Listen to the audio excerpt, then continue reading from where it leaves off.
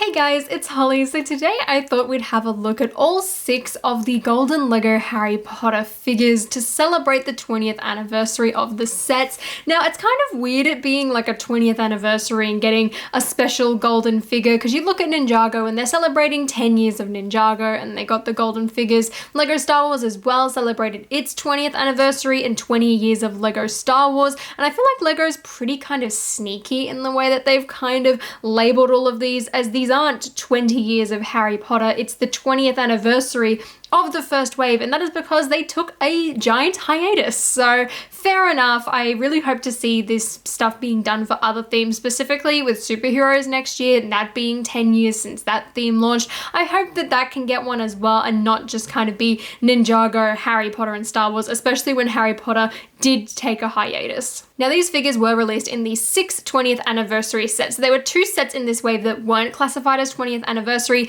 and that was Fawkes Dumbledore's Phoenix, as well as the buildable Harry and Hermione, and I feel like that's purely because they're more of like display pieces. They aren't play sets that are kind of replicas of the original wave, which I feel like is the only reason why they're not there. But let's take a look at all of these figures one by one and have a close look at it, as well as the lineup as a whole. So first up is Harry Potter, and he comes in the cheapest set, which is the Polyjuice Potion bathroom, and this figure is so cute, and I feel like if anything, if you only want one golden figure, Harry of course is the one to go for. He's the main character and he looks really cute, and with him, Ron and Hermione, they all have this brand new exclusive torso print, and I'm not just saying that because it's gold and that it's got the little 20 years on the back. Actually, looking at that, that's interesting to see that it does say 20 years, since Harry Potter hasn't actually been made for 20 years, it's just existed for 20 years. I didn't actually kind of put 2 and 2 together until just then, but the reason I say that it's exclusive isn't because of the sparkles either, it's because of the printing of the house crest. Now, we haven't had printing like that since 2011. The closest we got was with the books earlier this year, the Hogwarts Moments ones, but even then the printing didn't look like that at all. So this is a brand new kind of Gryffindor robe print, which I think looks pretty cool. I guess it could kind of pass off as a prefect, even though it's like the actual Gryffindor crest, which I think is just very reminiscent of the first few waves specifically. Even though these characters aren't like the Star Wars ones, they aren't classic figures, they're their newer designs. However, it has a newer torso this time around. Each of these figures as well does come with a golden minifigure base and a golden one, and in regards to the minifigure bases, I feel like they're pretty boring. Like, I look at Ninjago and the bases look amazing. Star Wars as well had these specialty printed bases, whereas Harry Potter, you just get a gold recolored one, which I guess saves them money because it means they can kind of reuse it for every single figure.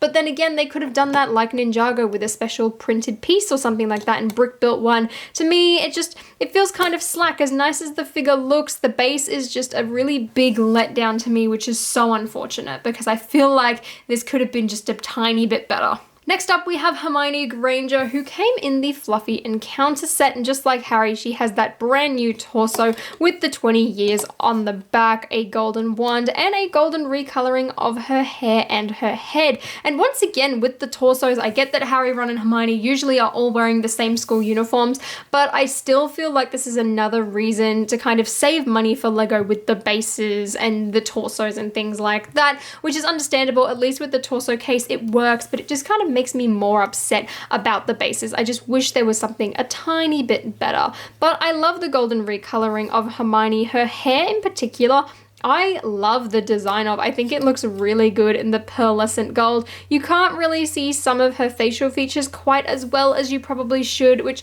also kind of goes for Harry in regards to his scar, but I feel like with Hermione it's just a tiny weeny bit harder. Next up, we have Ron Weasley, who is the most expensive member of the kind of golden trio, the literal golden trio in this case to get a hold of, only coming in the Hogsmeade set, which, not gonna lie, is a pretty solid set. So I would highly recommend getting that if you haven't. And once again, he does have that torso, and just like Hermione, you can't actually see a lot of his facial features. You really cannot see his freckle detailing on his face at all. Just like Hermione though as well, I really feel like the hair looks looks pretty good. I don't think it has the kind of the same depth and kind of texture as it. I don't know how to explain it. I just feel like some pieces work better in pearl gold than others, but just like Harry, you get a really nice view of the back of that torso. So I'm pretty impressed with Ron. I just wish that the gold detailing on his face was a bit more visible, specifically down to his freckles, because you cannot see them at all. Next up, we have Professor Quirrell, and he's definitely, I think, the most interesting out of all of the figures, but at the same time, I feel like he's the most weird inclusion. I get why, because Professor Quirrell was the first minifigure to have a double-sided face.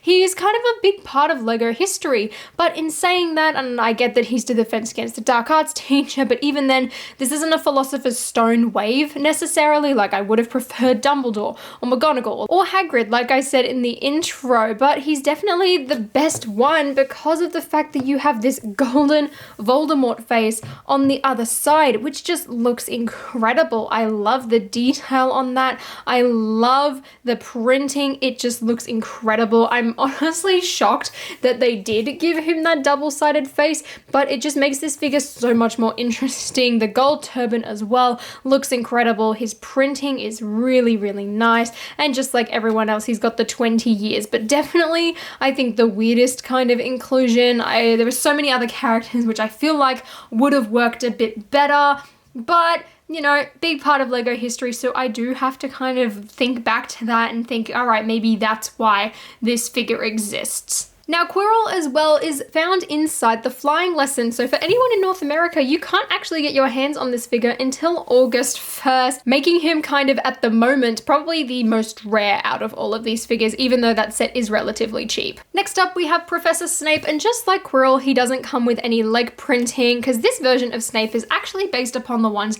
that appear in the Hogwarts Moments books, rather than the ones from the 2018 sets, which is kind of disappointing. I would have loved to see a golden kind of coattails piece, but again, I feel like they went for this version of Snape just so that they could cut a few corners and reuse just the plain gold legs, and that way they didn't have to print on anything there. But in saying that, the torso print still looks really nice. I love the shiny gold kind of metallic of his coat vest there. I think that looks really good. His golden hair and his face again looks pretty cool. There's the 20 years as well, but I just, yeah, like I said, I wish that this was the other version of Snape and not this newer version, because to me, you can't even tell that he's really got the robes on. He doesn't have a skirt piece or anything like that. There's no printing here. It's just his cloak kind of swings out to the sides, and that's about it. The 2018 version to me was a lot better of a Snape, so it's unfortunate that they didn't go for this.